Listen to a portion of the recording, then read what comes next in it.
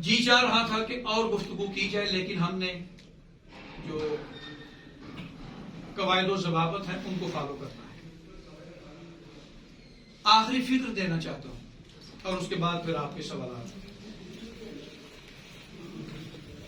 یہ میری گفتگو کا خلاصہ ہے، یہ کنکلوژن ہے جو میں آپ کی خدمت میں پیش کرنے جا رہا ہوں۔ فکر یہ ہے، سوال یہ ہے محترم قادری صاحب کہ 70 سال اور 4 نسلیں گزرنے کے باوجود 70 سال 4 نسلیں، یہ ایک جملہ میں نے ادا کر دیا، آپ نے سن لیا، لیکن اس کے پیچھے پوری ایک تاریخ ہے۔ 70 سال اور 4 نسلیں گزارنے کے باوجود ہم ٹریفک قوانین نہیں سیکھ سکے۔ یہ ہے ہماری آؤٹ پٹ، یہ ہے ہماری کمائی۔ ڈگری ہولڈر پیدا کر دینا کوئی کمال نہیں، جب تک تعلیم کے ساتھ تربیت نہیں جڑے گی قوم نہیں بنے گی۔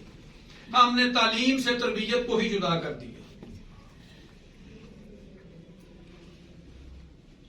عزیز طلبہ، عالم اسلام کی سب سے پہلی جو جامعہ، جو درسگاہ، جو یونیورسٹی قائم کی گئی تھی، وہ مکہ سے ہجرت کے بعد مدینہ میں اس یونیورسٹی کی بنیاد رکھی گئی تھی، جسے مسجد النبوی کہا گیا ہے۔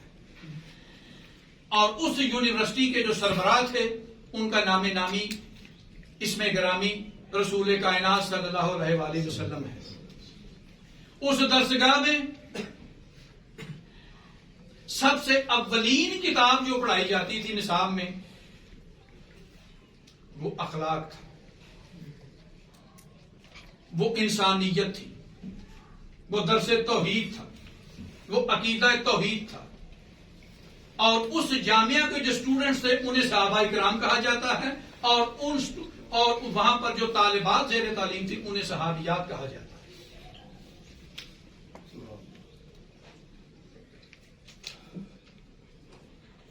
اور اس یونیورسٹی کے جو سربراہ تھے وہ ہستی سراپا معجزہ تھی، لیکن اس ہستی کا معجزہ یہ ہے، جامعہ مدینہ یونیورسٹی کے سربراہ کا معجزہ ان کی ہستی کا یہ ہے کہ 14 صدیاں گزر گئیں، ان کے مخالفین بھی ان کی شخصیت کے خلاف انگلی نہ اٹھا سکے۔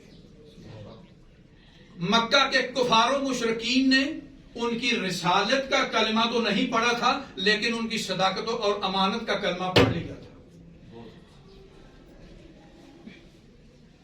ہم اس رسول کے ماننے والے ہیں عزیز طلبہ۔ اس درسگاہ سے سبق لیں اور اپنا کنیکشن اس درسگاہ سے جوڑیں کہ وہاں کیا نصاب پڑھایا جاتا تھا۔